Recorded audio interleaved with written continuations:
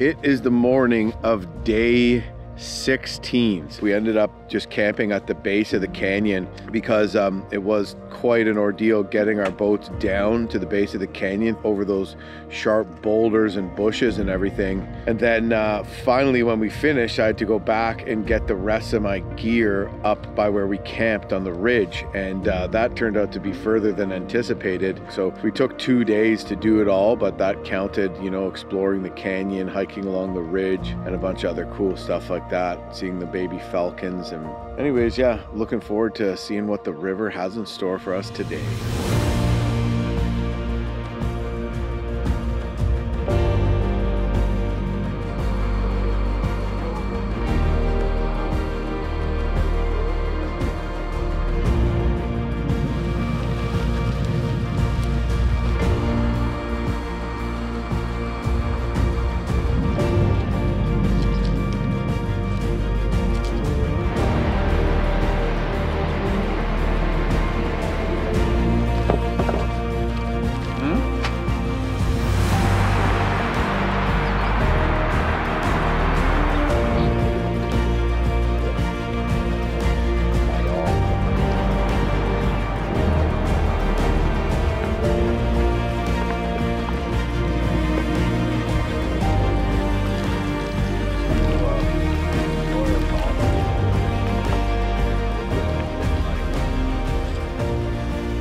Today we're gonna basically jump into some white water. We just packed up the tent. I got my bag packed up for the most part. Got the food barrels.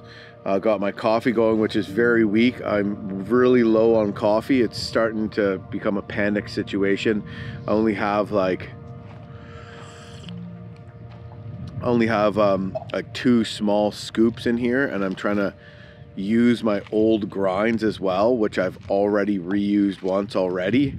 So it's really not you know, top-notch served up by a barista kind of cup of joe, but it's pretty darn good.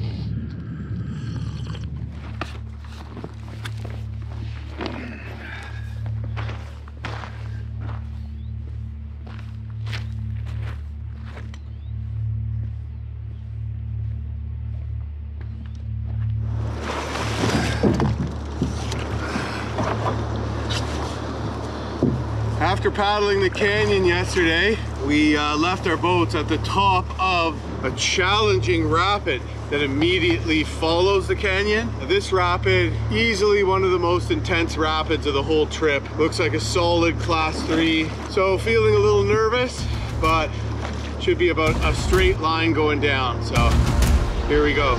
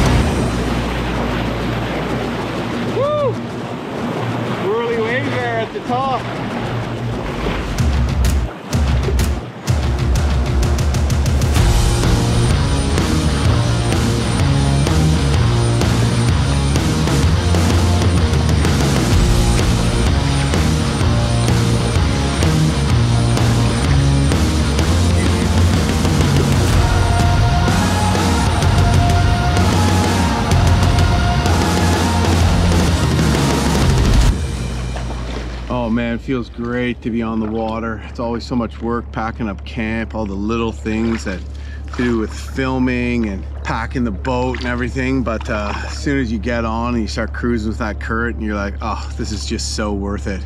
Although of course we started the day off with a spirited rapid, and we're just actually coming up to another one now.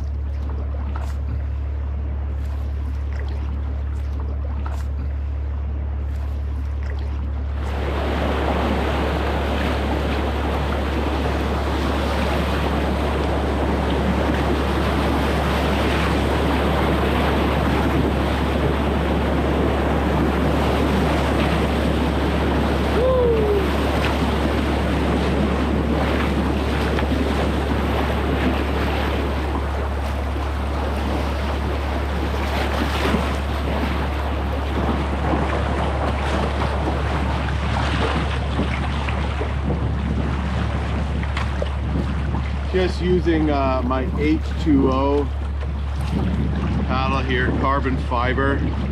It's got a wooden T-grip. I like it's got a wider blade, so it's good for rafting as well.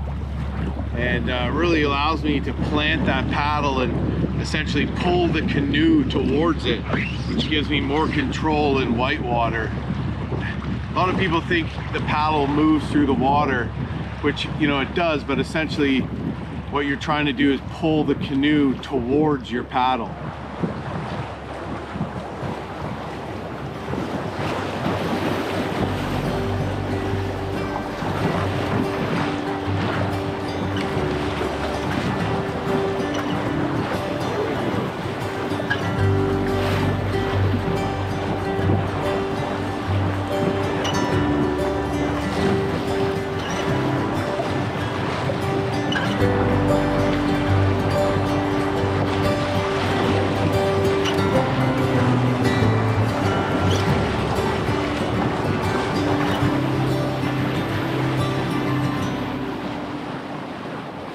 This is a lot of fun, but these bouldery rapids can turn out to be more intense than they look like from upriver, and to pull over and scout all of them is next to impossible. So you gotta just do your best and try not to dump and pin with gin.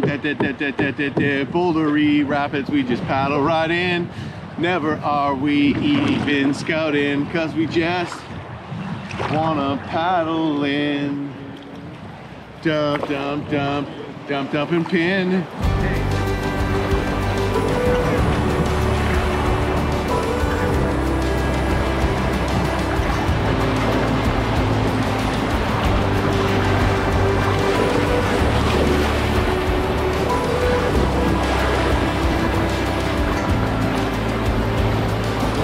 Well, this just feels like a magical day on the river, because it is. We do have a portage coming up. It's called Ragged Rock Portage.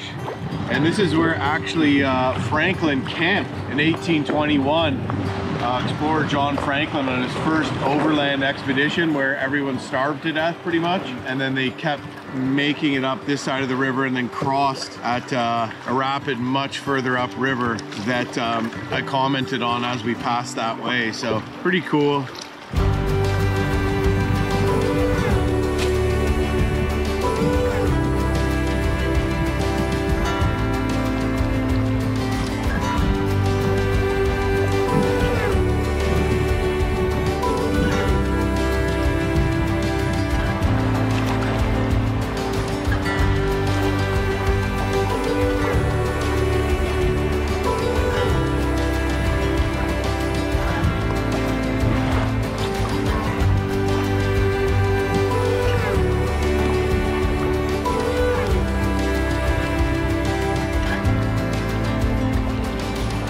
Well, we've been trying to pick up a fish here, cruising down river and taking a few casts in most of the promising looking back eddies, and we have gotten nary a bite, and that's kind of sucks. We were hoping to eat fish today, and we were also hoping that there might be at least the odd Arctic char in this stretch of the river. There typically are. So, and even if the char can't make it, there's another falls we have to portage, which I imagine char can swim up. We're just wondering where the Arctic grayling and lakers are. It went from like crazy good, and then these last few days it's been pretty slim pickings. Well, that's one of the things when you gotta hay when the sun's shining, right? We ate a lot of fish when the fishing was good, and that means that we saved a lot of dinners. So I'm pretty much out of the allotted lunches I brought though, so I'm gonna have to make dinners and just like eat them cold for lunch, but that's okay. Yeah, like this spot's not terribly deep, but looks like a place where you'd typically find fish for sure. Well, maybe we'll have some more luck at the next place.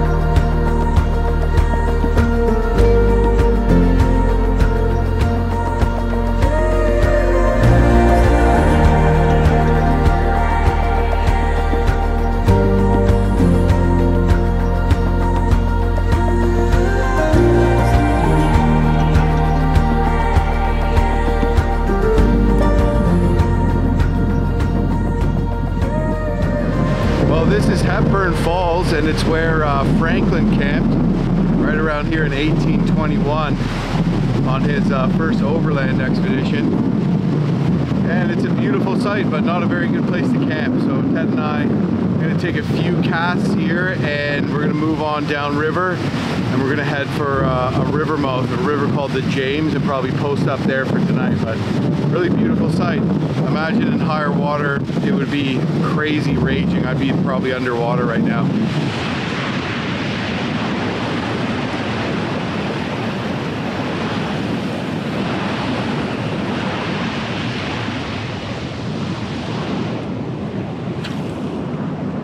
Saw some little grayling.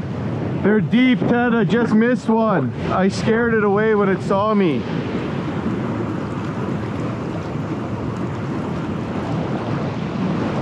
Yep. Oh, I lost it. Nice one. Nice one. Oh, keep going. Nice. Yeah. Sweet. It's got a casting in the current. There's no way it'll get snagged. It's so strong. Yeah. Oh, there's a fucking monster, dude. Holy f. Look at that. What the f was that? Dude, I just saw one this big. Like a fucking 12, 15 pounder. There's a grayling right along here. It's in here feeding.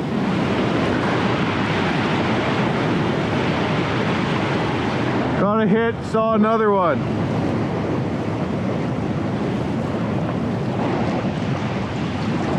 Oh! I don't know. Maybe. It was fighting like crazy. Well, this is actually called Ragged Rock Portage, and this is where Franklin camped in his overland expedition in 1821, but not a good place to camp. Not a very nice campsite at all. So we're gonna push on for the mouth of the James River. Cool to check out the falls. Did a little fishing, caught dinner, got some action, saw a giant fish. I lost one, had a few follows, but definitely the fishing has slowed down. And I think all the big fish are in the big pools now that the water temperature is really warmed up. So they're trickier to catch, but when you put in a little time, you can still do it.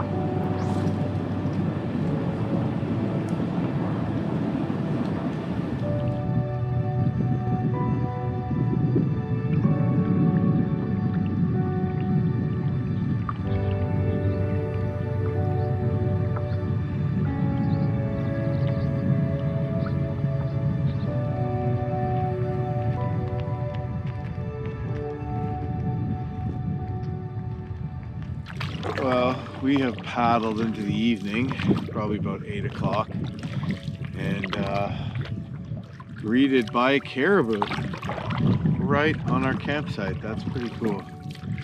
I honestly could travel a little bit further today because it's so beautiful.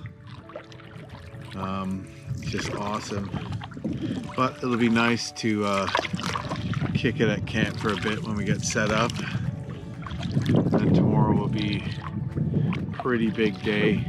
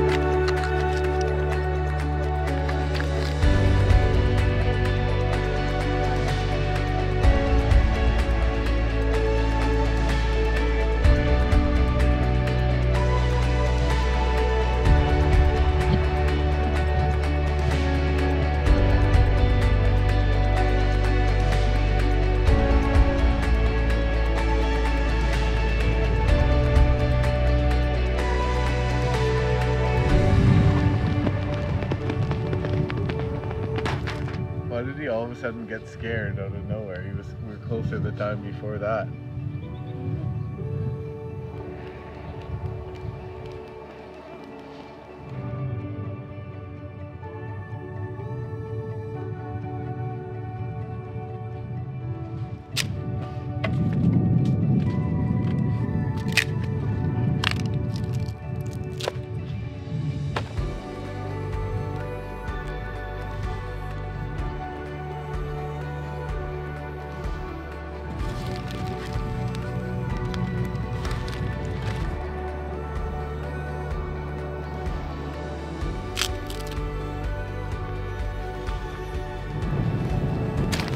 got a little fire going tonight, which is cool. As we were watching this caribou that just kind of trotted out of the beach, the same one that was on the site here or in this spot when we showed up to camp, was all of a sudden like in front of us, and we were watching it. We walked up and then it kind of got a little spooky and sniffed the air and bolted.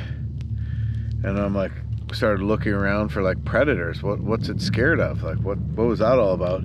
Well, Ted and I, a couple of minutes after that, walked around the corner and saw ripping fresh grizzly bear tracks walking right like this. So essentially, as Ted and I were observing this caribou, a grizzly bear walked out of the bushes from behind our tent, walked right behind our backs, and then swam across the river, and we didn't notice it at all because we were watching the caribou.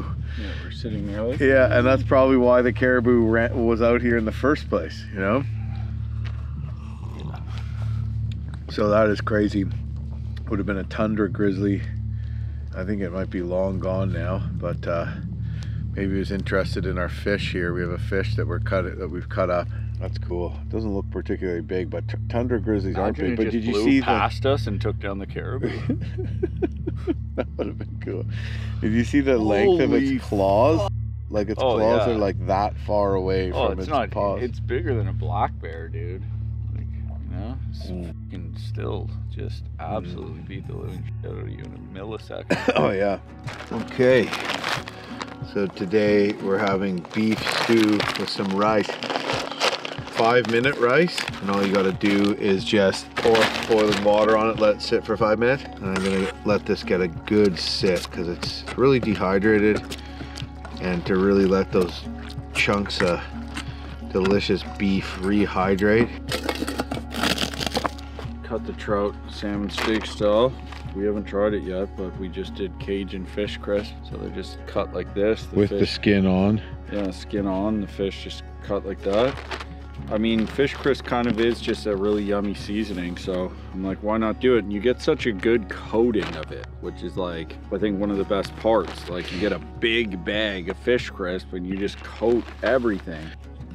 Well, I am waiting for my beef stew to fully dehydrate. I made a whole bunch, so I'll probably eat some for breakfast tomorrow too. But this is a nice trout Ted caught back at the falls. He cooked up a bit, and now I'm gonna cook my portion of it. I've been bringing lard lately. This is just tender flake, and I bring that instead of an oil like a canola or a vegetable oil, because the lard is a whole food, basically no processing. It's not a processed food at all. It goes into it. So I've heard some things that are kind of sketchy about some of these vegetable oils and what they do to your body in the process of making them, which sound not so great.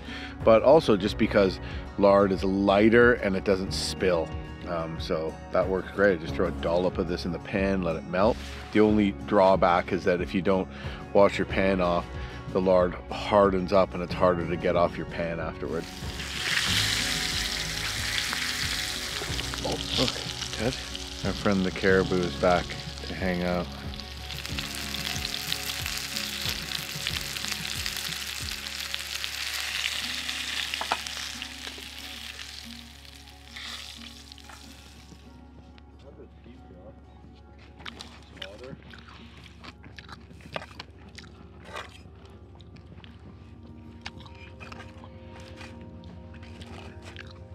John Franklin, I talked about him a bit on this trip because this river, the Hood River, got its name due to Franklin's first overland expedition, which included travel on this river, or more or less walking up the river and then crossing it and walking all the way back to Great Slave Lake, which is the lake Yellowknife's on. And a lot of them starved to death on that expedition, including Robert Hood, who was likely cannibalized, and that's what the river's named after, the Hood River. And it's just kind of amazing to think that we're setting foot and looking at the exact same places as Franklin was just a little over 200 years ago. So that's pretty neat. And of course, Franklin ended up dying, getting lost in the Northwest Passage and all that kind of stuff. Tomorrow, we have to travel a good distance, but we're planning on making it to our pickup spot for the float plane. And that'll give us an extra day before our actual pickup comes. It's supposed to be raining and not the best weather. So we'll probably hike to the coast, but and just make sure we're there in good time in order to make sure we meet our float plane. Anywho, fire's dying down, and I'm gonna turn in. Hopefully we don't get eaten by a bear in the night.